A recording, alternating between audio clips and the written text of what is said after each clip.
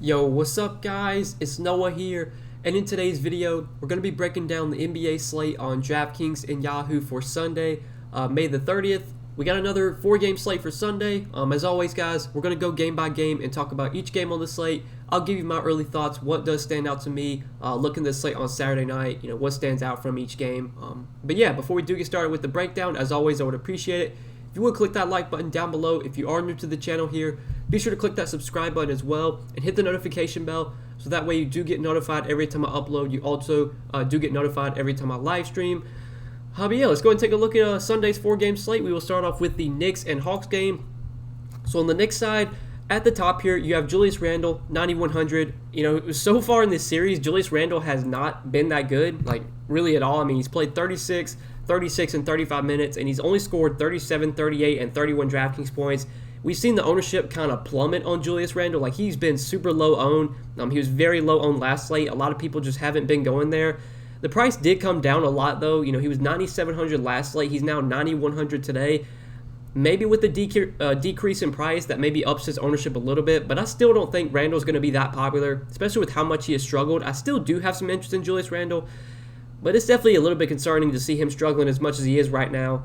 He's always been a guy that's been super productive when he's on the floor, and so far in this series, the Hawks have done a good job containing him. He really hasn't been able to get things going. He hasn't been shooting the ball that well. That's something that I'm assuming will turn around at some point, but straight up, I think there are other studs I do prefer, but given the low ownership that we will likely get on Julius Randle, that does make him someone worth considering in tournaments.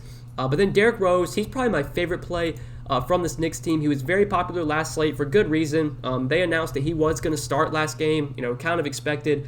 They did make some changes to the starting lineup. They went with Derrick Rose ahead of Elfrid Payton, and then they actually did start Taj Gibson ahead of Nerlens Noel. I'm assuming they probably will do that again. So we're probably going to get like 38 to 40 minutes from Derrick Rose. I mean, he played 39 last game. The game before that, he played 39 off the bench.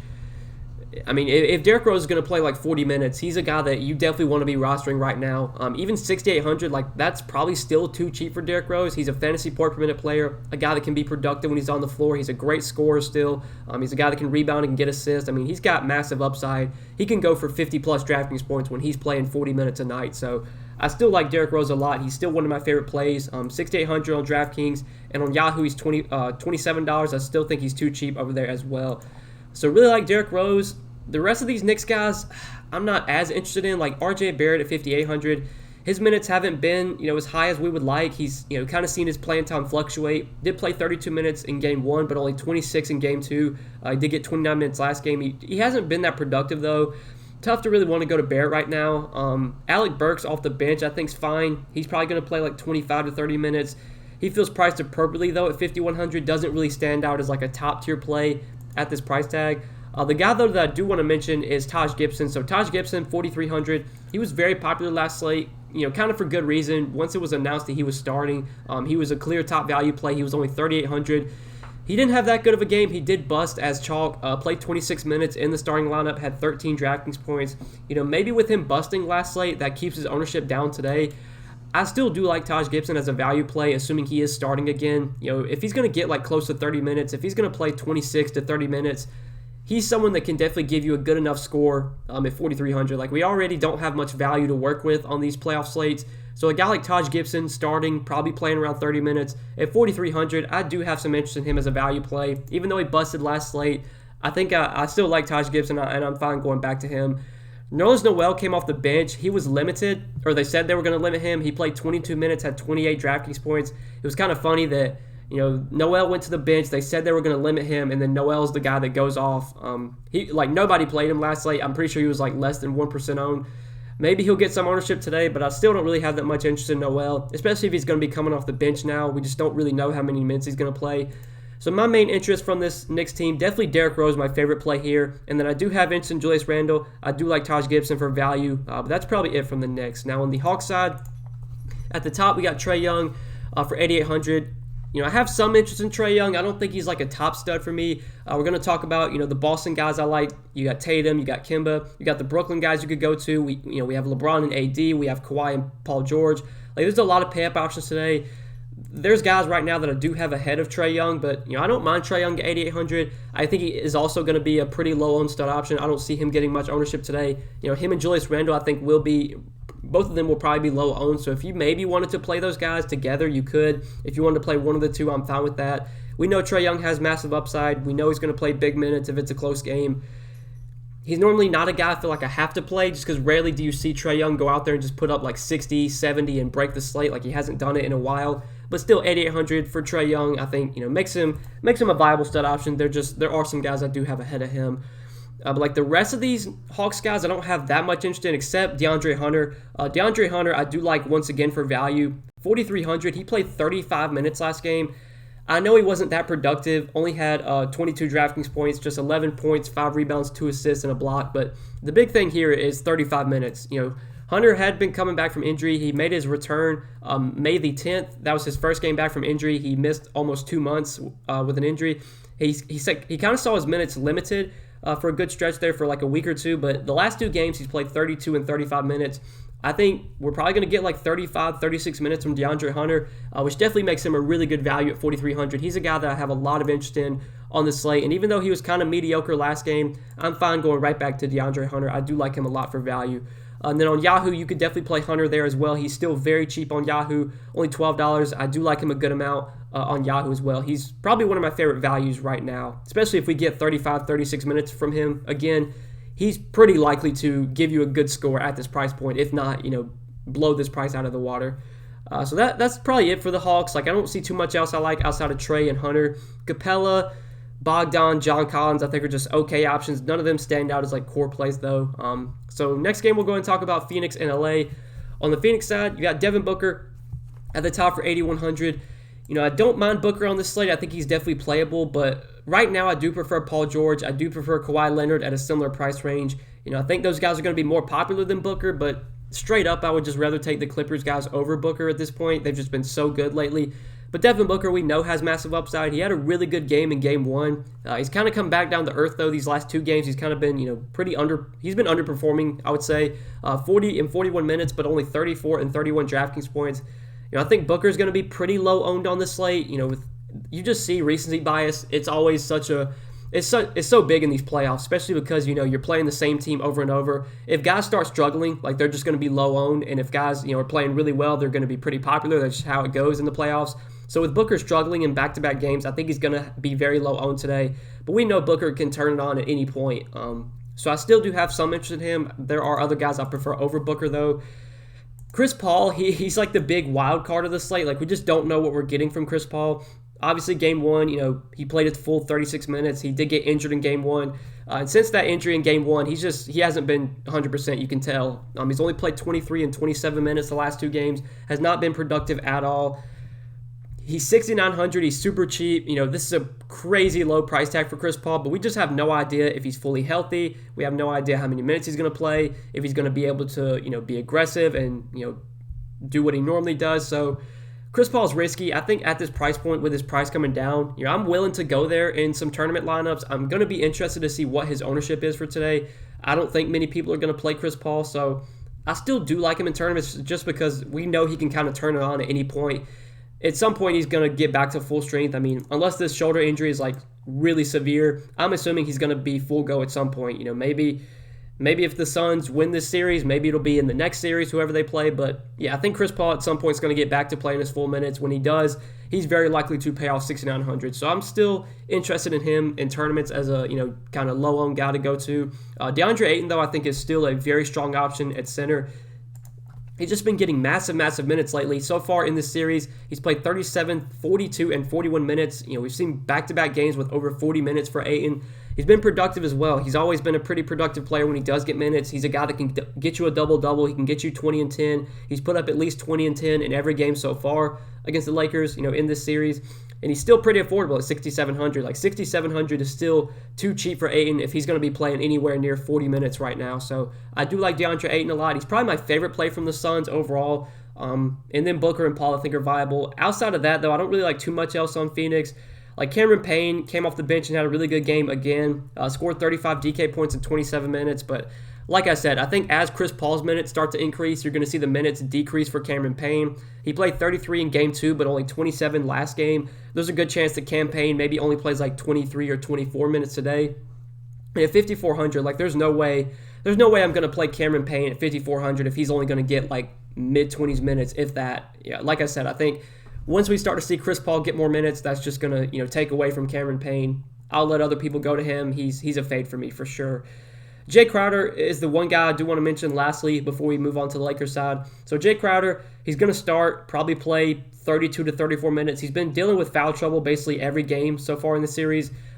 He had 5 fouls in 31 minutes last game, but we know what Jay Crowder does. He can knock down threes. That's really what he does offensively. He's not going to really create his own shot. He's a guy that just shoots threes. He can't get rebounds though. He can get defensive stats. Like you could definitely get a game where Jay Crowder knocks down 4 or 5 3-pointers, gets a few rebounds, maybe gets an assist or 2, and gets like 2 blocks, 2 steals. I mean, if he would have made a couple of threes like last game, he would have actually had a really good game. He shot the ball terribly though. 2 for 9 from the field, 1 for 7 from 3.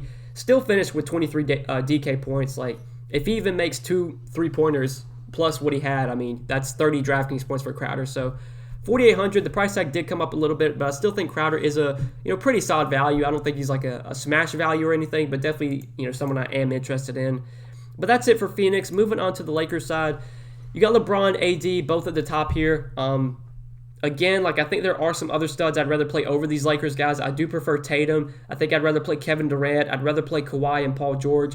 But obviously LeBron and AD are in play on a short slate like this. Back-to-back games, LeBron's kind of been mediocre. Really just all this series. For fantasy, he hasn't been that great. Only 48, 47, and 41 DK points. He should be very low-owned. So if you want to play a low-owned LeBron in tournaments, go ahead. But there are other guys I prefer over him. Same with Anthony Davis. Davis did have a huge game in Game 2. Was okay last game, 50 DK points in 40 minutes. But again, I think I'd rather play Kawhi. I'd rather play Tatum. I'd rather play Paul George. Probably rather play Kevin Durant as well. There's just too many other guys I prefer over these Lakers guys. I think LeBron and AD on this slate are probably just low-owned tournament options. Nothing really more than that. And then the rest of these Lakers, I mean, they're really just like dart throws. Like Dennis Schroeder, 5,900, probably plays like 33 to 34 minutes. Schroeder's never a guy you feel like you have to roster just because his upside playing alongside LeBron and AD is really not that high. I mean, even if Schroeder goes out there and gets like 35 DK points, sure, that's good for his price tag, but he's not going to be someone you really need to win a tournament. Like Schroeder, maybe he feels like a safe option, but not a guy that I would probably go to like in cash or maybe cash games you could play him, but like tournaments, I just don't think I'd be going there. Just feels like his upside is just not where you want it to be with LeBron and AD both playing. Maybe if Schroeder was like 5K, I'd have more interest in him, but at 5,900, he feels priced appropriately, if not a little bit too expensive. And then Drummond, I mean, we just have no idea how many minutes he plays. He's probably only going to get like 20 to 24 minutes. That's just not enough at 5,600. Sure, he could go out there and put up 35 DK points in 24 minutes, but I'm willing to bet that Drummond, underperforms at this salary. Him and Schroeder, I think, are both just a little bit too expensive, and that's probably it for the Lakers. Like, I don't really like any of these bench guys. KCP is questionable, so maybe if he sits, we could look to a guy like Alex Caruso. But still, I don't even know if I'd want to go to Caruso in that case. Caruso would probably play like 25-ish minutes, maybe a little bit more. I guess he'd be a solid value. But, yeah, I think for the Lakers, I really just want to focus on the top guys, LeBron and AD. And even them, I'm not that interested in. There are other studs I prefer over them. So Lakers, really not a team I have much interest in today. Next game, though, Brooklyn and Boston. We will start off on the Brooklyn side. So looking at the Nets here, for me, when it comes to this Nets team, I just really want to focus on the top 3 guys. I don't want to really go to any of these dart throws like, Joe Harris, Blake Griffin, Bruce Brown. Like, I'm just not going to play any of these secondary pieces from Brooklyn. Harris, I mean, just super scoring dependent. He had that massive game in Game 2, but then, came back down to earth. Last game, 35 minutes, 13 DraftKings points for Joe Harris. I'm just willing to bet that Joe Harris has a bad shooting game, and he's not going to be someone that I need to have. If he goes out there and knocks down 8 threes, so be it. I'll just move on to the next slate. But I'm not going to play Joe Harris. I'm not going to play Blake Griffin. Just these guys have no upside. I mean, we haven't seen them have good games at all this series. Obviously, Joe Harris had that one good game, but I'm just willing to bet that really none of these guys beat me. Claxton was someone that I actually had some interest in for value last slate. I thought with Jeff Green out, that would lead to more minutes for Claxton, but he still only played 16 minutes. So, I don't even think Claxton is 3,500 without Jeff Green. Like, I don't even think he's that good of a value, just because it doesn't seem like they're going to give him enough minutes. I mean, this team's pretty content on just playing Kyrie, Harden, and KD, 40 plus minutes, and the rest of these guys are just going to, get a sprinkle of minutes. I don't see too much I like on Brooklyn outside of the top three guys. Harden, he did have a really big game last game. He had 70 Draftkings points in 39 minutes, 41 points, 7 rebounds, 10 assists. Look, we know Harden has that kind of upside, but this is someone that I'm willing to just kind of, let beat me. Like, if Harden goes out there and puts up another 70 burger, whatever. I mean, I'll move on to the next slate. Even if Harden does put up like 70 today, he probably won't even be someone you have to have, because there are other studs. We saw Tatum have a massive game. We've seen Kawhi, play really well. Like, there's other guys that are cheaper that I just feel better about that can give me, close to the same score that Harden will, if not, outscore Harden. Kevin Durant, one of those guys, like, I think I'd rather take the savings, play Kevin Durant over James Harden. Kevin Durant just been super consistent in this series, 52, 52, 62 DraftKings points. He played 40 minutes last game in a close game. He's probably going to play around 40 minutes if today's game stays close. We know Kevin Durant, a very high upside player, a very high usage player, a guy that has shown, even alongside Kyrie, even alongside Harden, he can still go out there and produce and, put up big numbers. So my favorite, definitely, of the three Brooklyn guys, even though Harden had the big game last game, Kevin Durant is still my favorite of the three. Kyrie was terrible last game. Only 29 DK points in 41 minutes. He's going to be very low owned. Sure, you could play Kyrie for the low ownership, but there's other guys I prefer. I think we can go ahead and move on to the Boston side. So talking about the Celtics today, this is a team I do have some interest in. I did like some of these Boston guys last slate, and it worked out for once. I said it in my video on Friday that, if Boston keeps this game close, there's a very good chance you get a massive game from Tatum. You get a really good game from Kemba. Smart does well. Kemba obviously didn't have that good of a game, but we did get a massive game from Jason Tatum. He played 41 minutes, had 76 DraftKings points, 50 points, 6 rebounds, 7 assists, a block, and 2 steals. I mean, Tatum was he was so good last game. I mean, they couldn't stop him. He was just, he was just getting to his spot. He was making every shot he took. I mean, this is a guy that he can create his own shot. He's an elite scorer. I mean, they have elite defenders. Like, Kevin Durant is an elite defender. He's really good on the defensive end, but I still don't think he's going to slow down Tatum one-on-one, especially when Tatum, this entire Boston offense is going to run through Jason Tatum. He's going to take 25 to 30 shots. Like I said, if this game's close again, he's going to play 40 minutes. The blowout is a concern. That's been a concern so far. Obviously, Brooklyn, blew them out in Game 2. But Boston was able to keep it close, and they were able to win last game. If we see a same scenario today, if they keep it close or even win today, it's very likely you get another massive game from Jason Tatum, just because the only way Boston's going to be able to beat this Brooklyn team is for Jason Tatum to go out there and just put up 40 or 50 real-life points.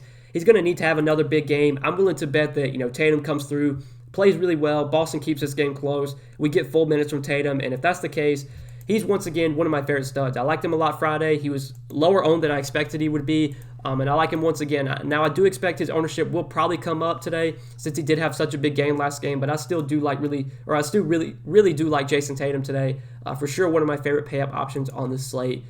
Then Kemba Walker is currently listed as questionable. He's a game-time decision, so this is very important news, and we don't really... I don't have a ton of confidence that Kemba plays. I'm pretty sure the last report that I saw from Fantasy Labs was that Kemba was uncertain. So, he's questionable, but maybe leaning doubtful. We don't really know here. This is going to be huge news that we have to keep an eye on. I would probably guess that Kemba plays through it just because it's the playoffs. Normally if guys get injured during the playoffs and they can somehow play through it, they'll try and play through it. So for now, I'm going to assume Kemba plays. But if he gets ruled out, that is definitely huge news, and that's going to change a lot. Now, if Kemba winds up sitting, that will, make this game a little bit more likely to blow out, which is obviously a concern, but it also will give, big boost to Jason Tatum. Obviously, Tatum would get, even heavier usage, would be a guy that I would definitely want to have in my lineups if Kemba's out. And then a guy like Marcus Smart would definitely benefit if Kemba sits. He'll have the ball in his hands a lot more. He's been fairly productive these last 2 games, 32 minutes, 39 minutes, 37, 38 DraftKings points. Smart is normally not a guy that I really like playing, but I will definitely have some interest in him today if Kemba is out. Even if Kemba plays, I think Smart is a fine mid-range option just because he's going to play probably 40 minutes. It's a good matchup. He has the potential to definitely pay out this price tag. Fournier, I'm probably not going to go to, though. Even if Kemba sits, I doubt I'd go to Fournier. He would probably get a little bit of a boost, but I don't think it'd be enough to where I'd want to roster him, over a guy like Marcus Smart. I would just rather play Marcus Smart. Tristan Thompson, though, do want to mention him, 5,200. With Robert Williams doubtful, we already have the news Williams, doubtful, not expect to play. I'm assuming we get 30-plus minutes from Tristan Thompson. He played 30 minutes last game. I'm pretty sure he did close out the game, and he was really productive. He had a double-double, 19 points, 13 rebounds, and assists in his 30 minutes, 37 DraftKings points. Like 5,200 for Tristan Thompson. I'm willing to go to him at this price tag, especially since Williams is out or doubtful. With Williams doubtful, that just frees up the minutes for Thompson. That makes it very likely that he sees 30-plus minutes. When Thompson and Williams have both been active, the minutes can kind of fluctuate. Some games Robert Williams will get the minutes. Some games it'll be Thompson. Now they really have no other center. I mean, Thompson is clearly the guy they're going to give minutes to. They'll probably play like Grant Williams at the 5. I doubt Luke Cornett gets in the rotation. So, maybe Grant Williams gets more minutes, but clearly Tristan Thompson is the biggest beneficiary with Robert Williams out. And he's a guy that I do have interest in today, especially on Yahoo. His price on Yahoo is very affordable. $15 at a pretty weak center position. I do really like DeAndre Ayton at center. You could obviously play him, but I think Tristan Thompson for $15 on Yahoo does look like a very good option there. So I definitely like Tristan Thompson, definitely like Jason Tatum. Kemba, I think, is a viable option if he plays. If he sits, I would really like Marcus Smart. And then, I'd be interested to see what they do with the starting lineup. If Kemba's out, I'd assume either like Aaron Naismith or Peyton Pritchard or maybe Tremont Waters starts. Like, we don't really know what they're going to do with the starting lineup. If a guy like Peyton Pritchard were to start for Kemba, he really hasn't even been in the rotation. He's only played 7, 13, and 6 minutes through 3 games in this series. But I would assume that if Kemba sits, we probably do get like 20, 25 minutes from Peyton Pritchard, maybe more if he starts. He would be a really good value play if Kemba were to sit. But that's obviously news we don't have right now, so we'll just kind of have to wait and see there. So yeah, we can go ahead and talk about the last game of the night, talk about the Clippers and the Mavs. So on the Clippers side, at the top here, you have Kawhi, you have PG at the top. These are guys, I've been playing basically every series or every game so far in the series. Kawhi, I've played every game so far. Played him game 1, game 2, and game 3, and he's come through for me every game. 56, 59, 56 DraftKings points. Playing massive minutes right now, 41, 41, 42 minutes. I mean, the Clippers, they're down, 1-2. Like, they can't, take it easy here. They have to win this game. I mean, they need to win games right now. We're going to see massive minutes for Kawhi Leonard. He's going to play 40 to 42 minutes, maybe even more than that. Obviously, with, him and Paul George really dominating the usage, these are going to be the guys that we see just take all the shots, do all the heavy lifting. Both have a ton of upside here. I've said it for like the past week or so, basically since this series started, that Kawhi Leonard is too cheap right now. He was $8K the opening series, game 1, he was $8K. Price went up to $8,300. Price went up to $8,500. It's gotten up a little bit more now, $9,200, but still, I think Kawhi Leonard is too cheap. Like, he should be $10K right now. He's still a guy that I have a lot of interest in and still one of my favorite studs on the slate, even at $9,200. And I do like Kawhi Leonard a lot on Yahoo as well. $42, still way too cheap on Yahoo. He's one of my favorite studs overall today. Then Paul George, I think, is a really good option as well. $8,600. He's going to play probably 40 to 42 minutes. He's not as consistent as Kawhi, and I don't want to say I would say he probably doesn't have as much upside as Kawhi, but we know PG can go out there and put up 45, 50 DK points any night. The minutes are going to be there. The usage is going to be there. Last slate, I played Kawhi and PG together. I'd be fine doing that again because, again, I think both these guys are underpriced right now. Paul George at $8,600 feels a little bit, he feels probably appropriately priced, whereas Kawhi still feels like $900 to $1,000 too cheap. Paul George feels priced about right, but I still do like him a lot at $8,600. And then the rest of these Clippers guys, like, we just don't really know. The one guy, though, I do want to mention that I do like for value is Reggie Jackson. So Reggie Jackson's only $4,400. He did start last game ahead of Patrick Beverley, and he played 34 minutes, which I think is huge. I wasn't sure how many minutes Jackson was going to play, but so far in the series, off the bench in games 1 and 2, he played 21 and 30 minutes, and then last game he started, played 34 minutes. I'm expecting Reggie Jackson to start again, probably get 30 to 35 minutes, like somewhere in that range.